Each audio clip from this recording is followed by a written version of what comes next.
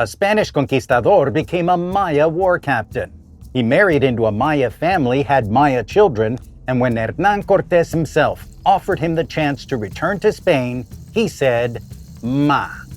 Not because he couldn't leave, but because he didn't want to, and he would fight Spain to prove it. This is the remarkable true story of Gonzalo Guerrero, the conquistador who chose the Maya over Spain. To understand that decision, let's go back to the year 1511. Spain's overseas empire was less than 20 years old. The conquest of Mexico hadn't happened yet, and to most Spaniards, the New World was largely unknown. Gonzalo Guerrero boarded a ship expecting to begin a new life. By then, he was probably about 40 years old, older than most people imagine. He was not a young adventurer, but he was an experienced arquebusier, a soldier armed with an early firearm, beginning what he hoped would be a new chapter in his life. Instead, a violent storm changed everything. Guerrero was traveling from what is now Panama towards Santo Domingo when the ship was caught in a powerful storm. The vessel broke apart, leaving the survivors adrift in a small open boat. For nearly 2 weeks, they drifted across the Caribbean, battling hunger, thirst, exhaustion, and the relentless tropical sun. One by one, men died. When land finally appeared on the horizon, only a handful of survivors were still alive. After coming ashore along the Caribbean coast of what is now the Mexican state of Quintana Roo, most traditions and scholars place their landing spot at what is Cabo Catoche today, and not far from where I'm recording this. The survivors were captured by Maya groups associated with the powerful nacom lineage. Several were reportedly executed, the rest were enslaved. Among them were 2 Spaniards who had survived the shipwreck together, Jerónimo de Aguilar and Gonzalo Guerrero. They had reached the same shore, survived the same ordeal, but from this moment forward, their lives would take completely different paths. Aguilar, a deeply religious man, often described as a Franciscan friar, although historians aren't completely sold on the idea that he was one, held tightly to his Spanish identity. He remained a Catholic and never stopped hoping for the chance to return home. Gonzalo Guerrero chose a different path. At first, he was still a slave, but unlike other survivors, he had skills the Maya could leverage. He had military experience, and we'll get into the specifics of that experience and how it became crucial to the Maya in a minute. And according to later traditions, he gradually earned both their trust and eventually his freedom. One long-standing story says he even saved the life of a Maya nobleman from a crocodile attack. Now, whether that happened exactly as the tradition tells it or not, one thing is clear. Somewhere along the way, Gonzalo Guerrero's role changed. He was no longer simply a captive. He was now becoming part of Maya society. He learned the language, customs, and he learned how Maya warriors fought. And somewhere along the way, he met a Maya woman named Zazil Há, whose name has been translated as clear water or bright water. According to the traditional account, Zazil Há was the daughter of Nachan, whose name has been translated as House of the Sky. He was a Maya leader from Chactemal, a province centered in what is now Chetumal, the capital of our state of Quintana Roo. Now, we don't know exactly how Gonzalo and Zazil Há met and the details of their relationship, but we do know what followed. They married and started a family. As the years passed, Gonzalo's ties to Maya society grew stronger. He adopted Maya clothing and customs. He pierced his ears. He received ritual tattoos. He no longer looked like the Spaniard who washed ashore years earlier. Eventually, he rose high enough to become what many historians believe was a nacom, a captain of warriors. And in case you don't speak Spanish, guerrero means warrior. Those 2 survivors who had reached the Yucatán together were now leading completely different lives. Jerónimo de Aguilar still dreamed of Spain.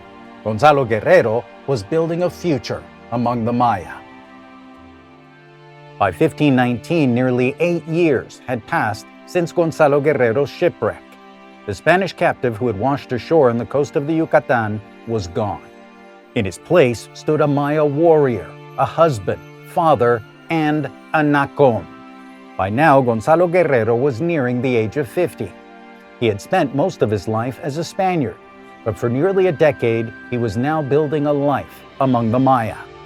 Then the outside world came looking for him.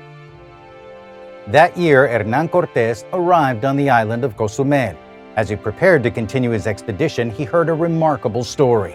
2 Spaniards who had disappeared years earlier were still alive in the Yucatán, and they had been located. Cortés immediately sent word inviting them to return.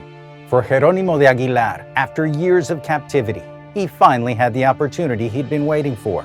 He accepted Cortés's offer and prepared to rejoin his fellow Spaniards.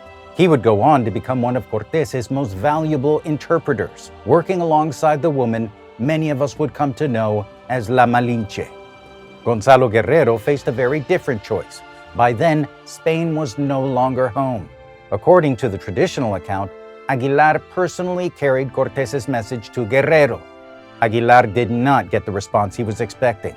According to Bernal Díaz del Castillo, who arrived with Cortés, and later told his version of the conquest, Guerrero said this: "Brother Aguilar, I am married and have 3 children. Here they consider me a lord and a captain in time of war." Then, pointing to his children, he said, "Look at these children of mine. They are beautiful." He also reportedly asked Aguilar, "What would the Spaniards say if they saw me like this?" Then he told Aguilar, "Go, and God be with you." Whether those were his last words to Aguilar is debatable, but what he meant has never been in doubt.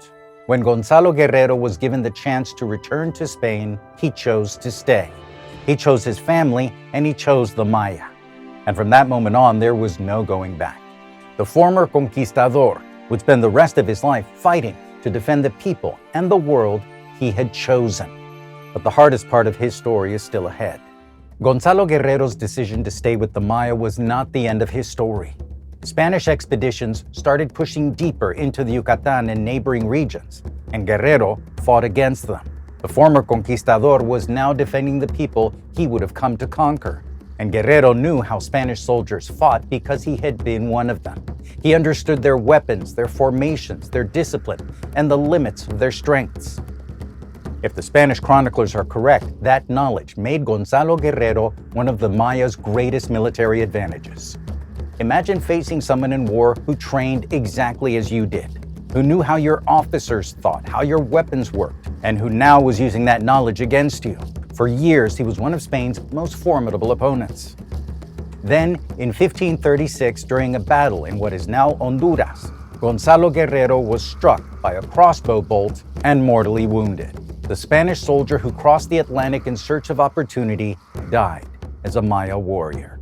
Today, Gonzalo Guerrero occupies a unique place in the history of Mexico and the Maya world. Many remember him as the father of one of the earliest documented families to unite the Spanish and the Maya through his marriage to Zazil Há. Here in Quintana Roo, we say he's el padre del mestizaje, the father of Mexico's mestizo history.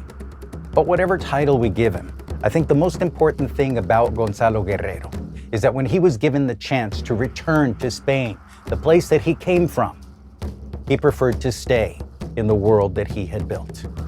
And here in Quintana Roo, that world isn't confined to history books. In places like Chetumal, Acumal, Playa del Carmen, and Mérida, monuments to Gonzalo Guerrero still stand as reminders of one of the most remarkable stories of the conquest. Now, Gonzalo Guerrero was not the first and definitely not the last person to stand up against the Spanish.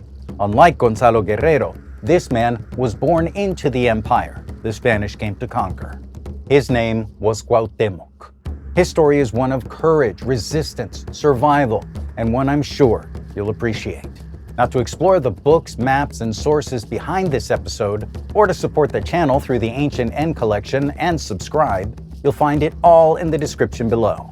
Once again, friend, I'm Andrew. Thank you for watching, and until the next video, adios.